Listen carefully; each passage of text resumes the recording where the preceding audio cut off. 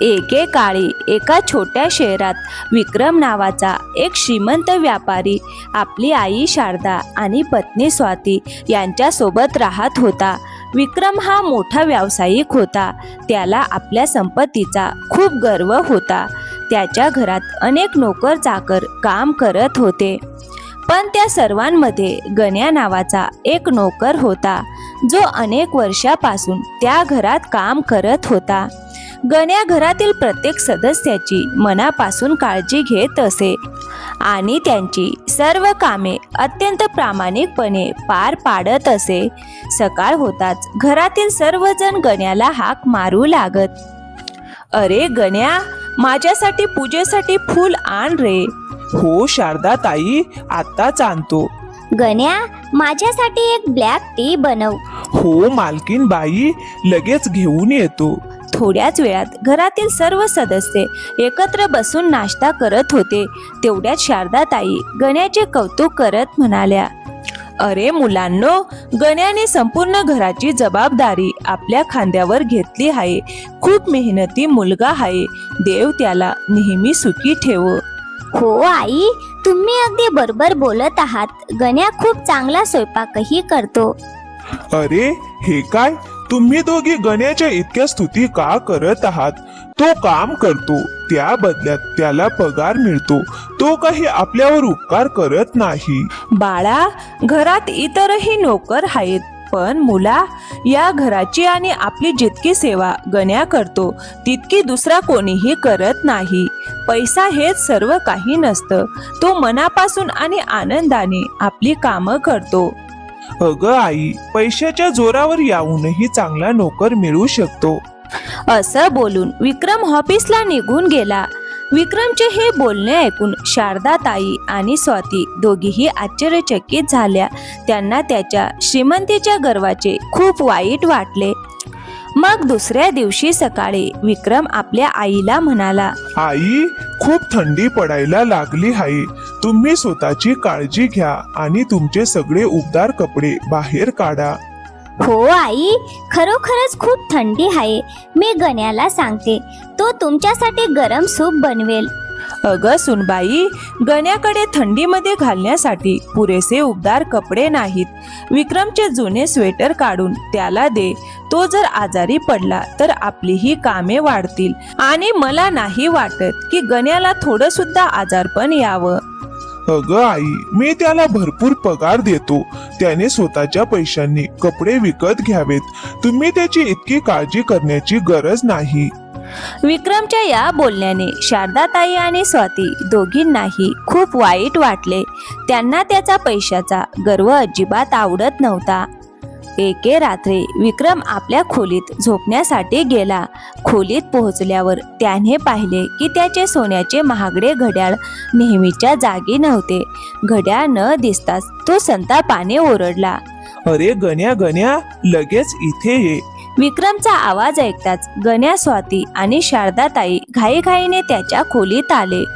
"आज सकाळी मी माझं सोन्याचं घड्याळ इथेच ठेवलं होतं.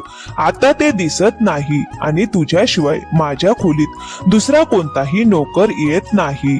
मालक मालक, मला तुमचं घड्याळ कुठे आहे हे माहीत नाही. मी ते पाहिलं सुद्धा नाही." "अरे गण्या, शांतपणे घड्याळ आणून दे, नाहीतर परिणाम चांगले होणार नाहीत."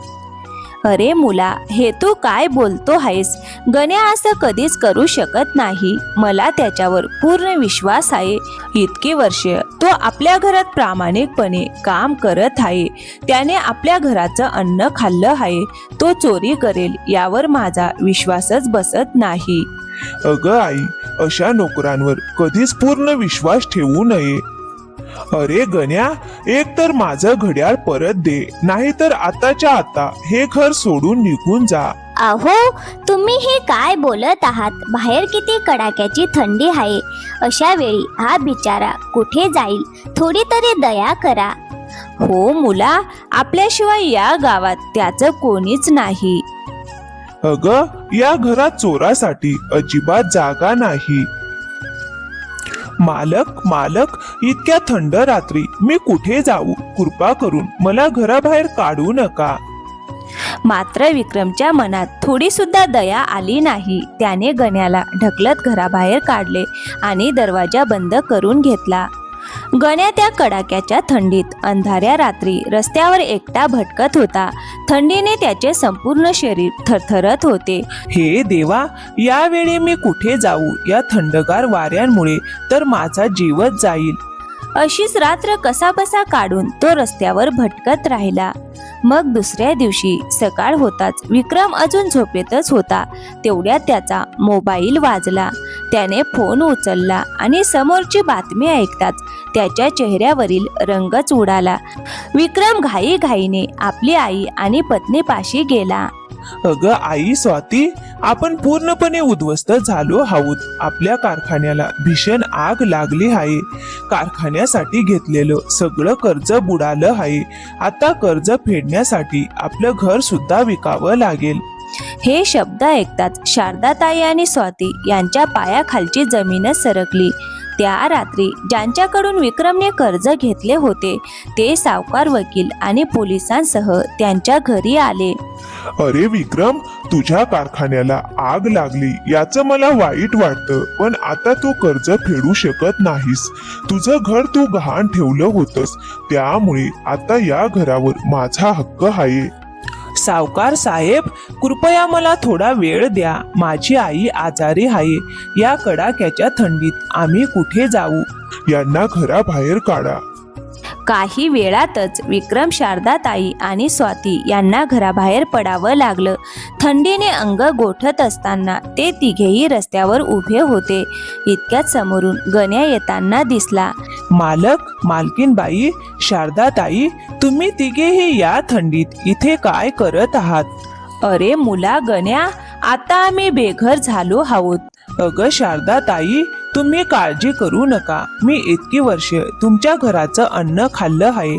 तुम्ही तिघेही माझ्यासोबत माझ्या घरी चला. अरे गण्या, आम्ही तुझ्याशी किती वाईट वागलो. मी तुला विनाकारण चोर ठरवलं आणि घराबाहेर काढलं, तरी सुद्धा तू आमची मदत करणार आहेस. अहो मालक, मी त्या सगळ्या गोष्टी खूप आधी विसरलो आहे. तुम्हीही त्या गोष्टी मनातून काढून टाका. त्यानंतर गण्या त्यांना आपल्या छोट्याशा मोडकळीस आलेल्या झोपडीत घेऊन गेला.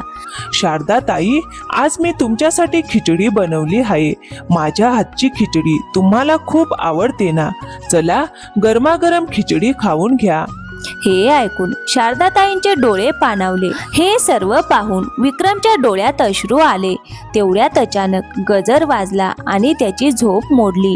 त्याने घाबरत इकडे तिकडे पाहिले. काही क्षणांनी त्याला समजले की हे सर्व फक्त एक स्वप्न होते. तो लगेच धावत आपल्या आईकडे गेला. अगं आई, गण्या कुठे आहे?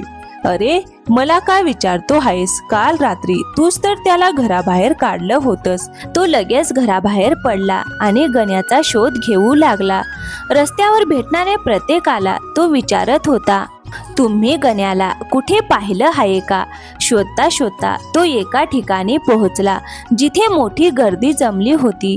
तो घाईघाईने गर्दीतून पुढे गेला आणि समोरचं दृश्य पाहून त्याच्या पायाखालची जमीनच सरकली. फुटपाथवर गण्याचा निश्चल देह पडला होता. विक्रम धावत गेला आणि गण्याचं डोकं आपल्या मांडीवर घेत मोठ्याने रडू लागला. साहेब, हा बिचारा संपूर्ण रात्र या कडाक्याच्या थंडीत थरथरत पडून होता. थंडी सहन न झाल्यामुळे याचा जीव गेला. त्याच्या डोळ्यांसमोर काल रात्रीची सर्व घटना उभी राहिली. त्याला आपल्या चुकीची जाणीव झाली. त्या दिवसापासून तो रात्रंदिवस पश्चातापाच्या आगीत जळू लागला. एक दिवस शारदाताई त्याला म्हणाल्या, अरे मुला, तू इतका उदास का राहतोस? अगं आई, माझ्याकडून खूप मोठं पाप घडलं आहे. माझ्या अहंकारामुळे आणि गर्वामुळे गण्याचा जीव गेला. अरे मुला, जर तुला खरोखरच पश्चाताप होत असेल तर गरजू लोकांची मदत कर. गरिबांसाठी काहीतरी चांगलं काम कर. त्यातूनच तुला मन शांती मिळेल. आईचे शब्द विक्रमच्या मनाला भिडले. त्याने एक निर्णय घेतला. तो गण्याच्या कुटुंबाला गावातून आपल्या घरी घेऊन आला. त्यांची सर्व जबाबदारी स्वतःवर घेतली. गण्याच्या मुलांना चांगल्या शाळेत शिक्षण दिलं. गरीब आणि बेघर लोकांसाठी घरे बांधून दिली. गरजूंना अन्न, कपडे आणि औषधांची मदत करू लागला. हळूहळू संपूर्ण शहरात त्याच्या चांगल्या कामांची चर्चा होऊ लागली. अगं आई, तुमचा मुलगा आता पूर्णपणे बदलून गेला आहे. हो ग सुनबाई, तो अजूनही पश्चातापाच्या आगीत जळत आहे. पण हीच आग माणसाचा अहंकार, गर्व आणि स्वार्थ जाळून टाकते आणि त्याला खरा माणूस बनवते. त्यानंतर विक्रम गरजू आणि गरीब लोकांची मनापासून मदत करू लागला. त्याच्या चांगल्या कामांमुळे लोकांच्या मनात त्याच्याबद्दल आदर आणि प्रेम दिवसेंदिवस वाढत गेले. एकेकाळी आपल्या संपत्तीचा गर्व करणारा विक्रम आता माणुसकीलाच सर्वात मोठी संपत्ती मानू लागला होता. मात्र त्याच्या हृदयाच्या एका कोपऱ्यात गण्या आणि त्याची ती असहाय्य अवस्था कायमची घर करून राहिली होती. गण्याची आठवण त्याला आयुष्यभर विसरता आली नाही. जेव्हा जेव्हा तो एखाद्या गरजू माणसाची मदत करत असे तेव्हा त्याला गण्याचा निरागस चेहरा आठवत असे. गण्याने त्याला शिकवलेला माणुसकीचा धडा त्याच्या आयुष्याचा मार्गदर्शक बनला होता. तर मित्रांनो, या कथेतून आपल्याला शिकायला मिळते, अहंकार माणसाला आंधळं करतो तर माणुसकी माणसाला महान बनवते. पैशापेक्षा माणसांचे प्रेम, विश्वास आणि आपुलकी अधिक मौल्यवान असते. प्रत्येकाशी आदराने आणि दयाळूपणे वागावे, कारण कधी कोणाची किंमत कळेल हे सांगता येत नाही. तर मित्रांनो, कशी वाटली आजची कथा? आवडली असेल तर व्हिडिओला एक लाईक करा, शेअर करा आणि हो, आमच्या चॅनलवर नवीन असाल तर प्लीज चॅनलला सबस्क्राईब करायला विसरू नका. थँक्यू. धन्यवाद मित्रांनो.